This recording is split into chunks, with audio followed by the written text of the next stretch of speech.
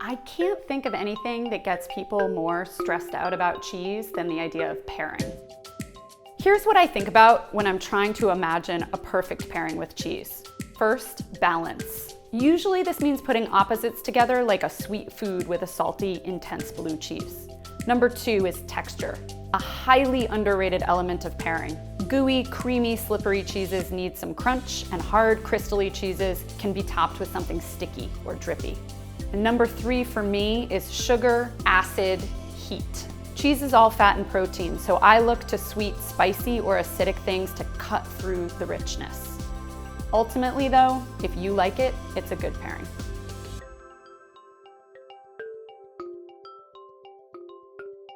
So we got some brie. Yes. Some brie and some other brie and some stuff that's kind of like brie but maybe isn't brie. I mean, from a pairing point of view, the Camembert has a very particular intense flavor profile, but putting that one aside, it's gonna be milk, butter, and salt are the predominant flavors, right, of most of these. Texture is huge in this family. This is where pairing these cheeses with champagne or sparkling wine makes a lot of sense because the bubbles in the wine cut the fat. I'm gonna be looking for my food pairings to cut the fat. Gotcha. I'm looking for things that kind of go with butter. I like butter. I think it's great. Of course, I want to initially put all this on a piece of bread, but I want to be a little more innovative than that right now. All right, cool. Well, let's grab some stuff and taste. I have 3 different kinds of crackers and Nathan has a plate of meat. I have one pile of meat because, I mean, I love brie and I love prosciutto. What can go wrong? I think any kind of cracker is good for these styles because the cheese itself is pretty neutral, but I love being able to eat my fruit and nuts with my cracker. So a go-to for me universally across this whole family is some kind of fruit or nut flatbread. Can you feel me on that one? I can feel you on that one. You feel like that? I'm not going to disagree. It's like you said you want to put it on bread. It's like bread and butter, only here you get a little bit of sweetness and you get crunch. So I'm going to crunch on this while you take me through that situation. Great prosciutto de Parma.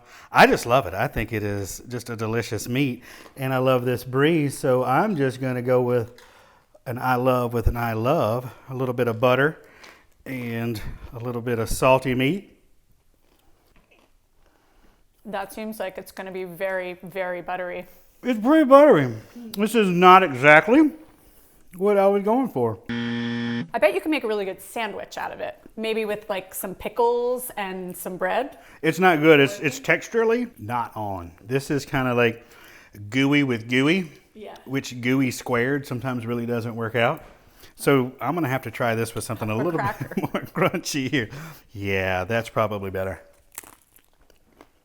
That did it. Yeah, it helps, right? You just needed some texture to it. You need something there.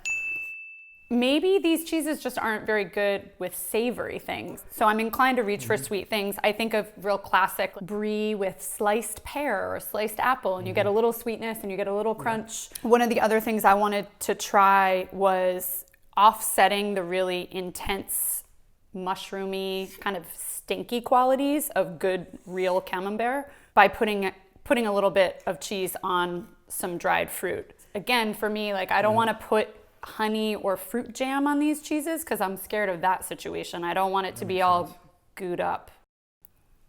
Yeah, using a piece of dried fruit as a cracker works in a way that putting jam or honey or fruit paste would not.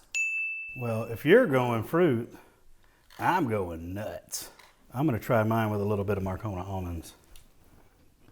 This definitely needs texture, and I think that works out well for me.